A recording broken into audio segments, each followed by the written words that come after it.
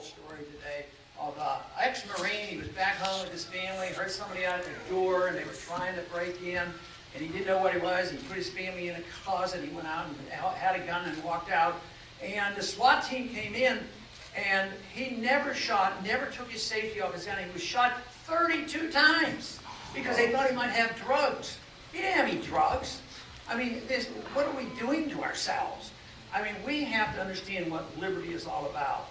We are not safe because we have a lot of policemen. We are safe basically because we have a Second Amendment is the reason why.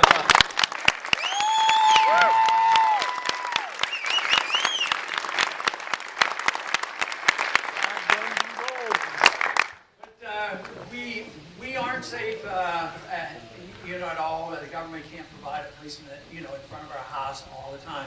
But, when we take an oath to obey the Constitution against all enemies, foreign and domestic, I have to tell you, I worry more about the threat to my liberties domestically than I do from somebody invading this country. That's just not going to happen under today's circumstances. Which means that we have to have people in Washington that not only understands the concept of liberty, but understands the Constitution and understands that living by the rule of law is very, very important. If we can vary the law here and there, we vary the law constantly, whether how we go to war, how we get rid of the bad people. Oh, let's assassinate him. Even if he's an American citizen, let's assassinate him. This is a bad trend. And the Constitution means so little. The Congress doesn't do the things they're supposed to, and they do so many things that they should be doing. The executive branch is the chief law writer. With executive orders and signing statements and regulations, they write more laws than the Congress, and the Congress never says anything about it. Courts write laws as well. So we have drifted a long way. But I believe we have to start with some fundamentals. The fundamentals for me, as far as I'm concerned, is that you have to understand where our life comes from. I believe our life comes from our Creator.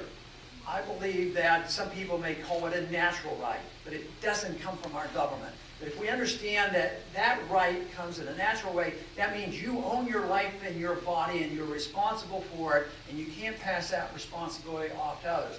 Economically, we think we can do it, but we don't do it for our intellectual life. We don't depend on others to tell us what we should read and believe. We don't do it with our spiritual life. We want to make our decisions.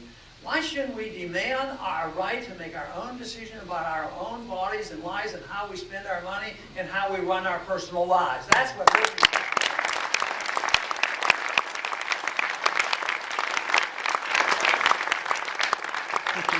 If you have a right to life and a right to liberty, then the consequence of that would be that if the responsibility is on you, you should have a right to keep what you earn.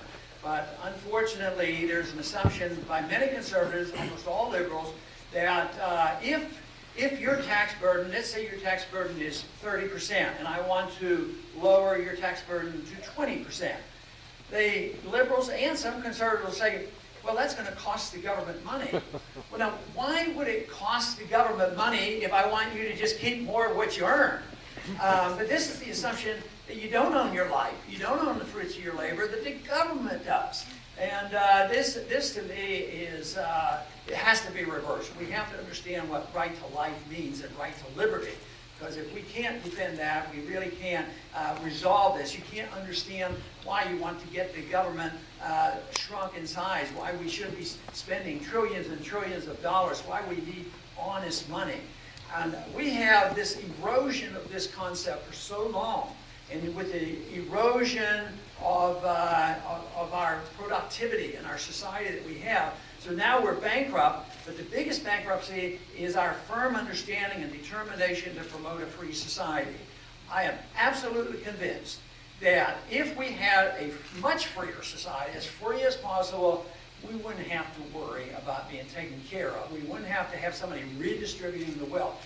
If we could wave a magic wand and just say, here are your freedoms back, I think in a year we'd be back on our feet so quickly, and our troops would be at home, and things would be so much better. When we came home from World War II, sometimes people worry about some of my proposals. They say, oh, you're going to bring all the troops home. Well, my proposal says just bring them home and let them spend their money at home.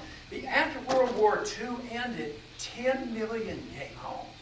And taxes went down, but the spending went down 40, 50%. And all of a sudden, you know, the resources went away from the war into the free market system, and we finally got over the Depression.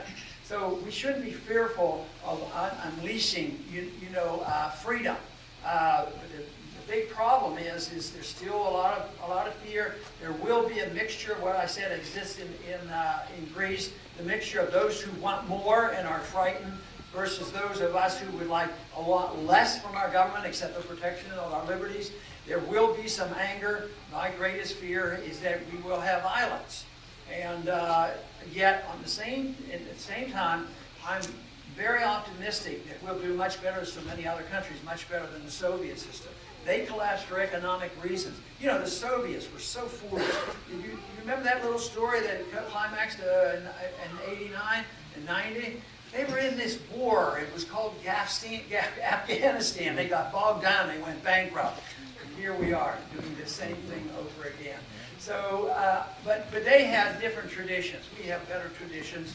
At least many of us remember, and they've certainly been in our history books, about what free markets are like, what property rights are like, what contracts are like, and therefore the restoration is going to be that difficult. And one thing I have been so encouraged by is traveling to the campuses, because I know the young people know there's big trouble, and that they see that the answer can be found in more liberty. And this is why in the transition, one thing that I've suggested, or in the proposal, is that not to strike the medical care or the Social Security benefits from those who have become dependent, because that, if we continue to do what we're doing, everybody's going to lose everything. But provide those benefits at the same time. Cut I have 5 departments I would cut the militarism, and work our way out of this. But for the young people, in order to go through a transition, I say if you're under 25. If you don't think you're going to get a heck of a lot out of Social Security, I'd let you opt out of Social Security. So this would be, no doubt, it would be a challenge. But the young people, I had somebody come up to me the other day, and he was all excited. He thought it was a fantastic idea. But he said, "I'm 26. What am I going to do?" Well, when we get this mess cleaned up, we'll move it up. And I had someone a lot older say, "I'd like to get out."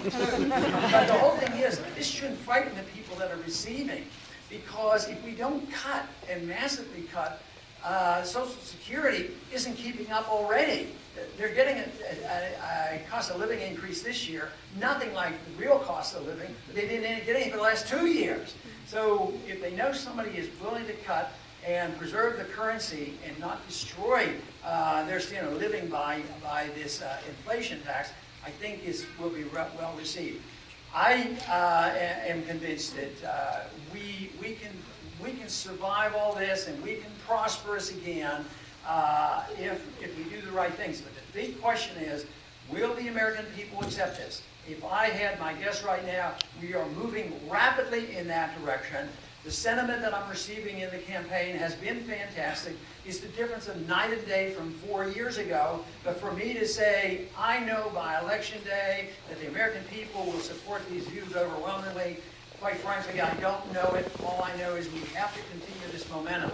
So all I would like to do is, if you have sentiments that would be in agreement with what I'm talking about, we all need your help to get involved, not only in voting, but in participating, because one individual can't do it. This is a philosophic as much as a political fight. It's the philosophy of liberty versus the philosophy of dependence on others and dependence on big government. So I've been working hard for a few years for this philosophy of independence and the philosophy of liberty. And I thank you very much for your support and your presence here today.